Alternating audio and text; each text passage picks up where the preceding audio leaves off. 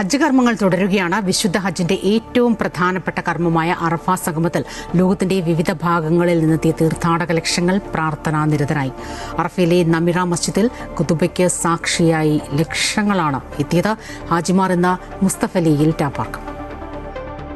ഹജ്ജിന്റെ ഏറ്റവും പ്രധാനപ്പെട്ട കർമ്മമായ അറഫ സംഗമത്തിൽ ജീവിതത്തിലെ പാപങ്ങളത്രയും കണ്ണീർ പൊഴിച്ച് പശ്ചാത്തലത്തോട്ട് അവർ ഏറ്റുപറഞ്ഞ് പ്രാർത്ഥിച്ചു. പ്രവാചകൻ നടത്തിയ അറഫ പ്രസംഗം അനുസ്മരിപ്പിച്ച് അറഫയിലെ നമീറ മസ്ജിദിൽ ഖുതുബക്ക് മസ്ജിദ് നബവി ഇമാം Sheikh doctor Ali al Hudaifi നേതൃത്വം നൽകി.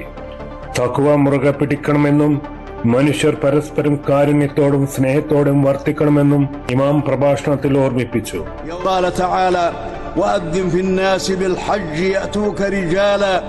അറഫ പ്രസംഗത്തിന്റെ സന്ദേശം ലോകമെമ്പാടുമുള്ളവർക്ക് എത്തിക്കാൻ മലയാളം ഉൾപ്പെടെ 35 അന്താരാഷ്ട്ര ഭാഷകളിലാണ് തത്സമയ വിവർത്തനം ഒരുക്കിയത്.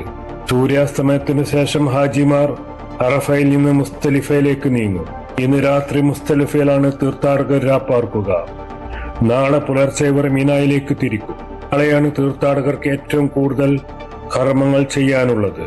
തിരിച്ചെത്തി കല്ലേറ് കർമ്മം നിർവഹിക്കുക, മുടിമുറിക്കുക, ബലികർമ്മം നടത്തുക, തുടർന്ന് ഹറമിലെത്തി തവാഫും സഹിയും പൂർത്തിയാക്കുക എന്നിവയാണ് നാളത്തെ പ്രധാന ചടങ്ങുകൾ.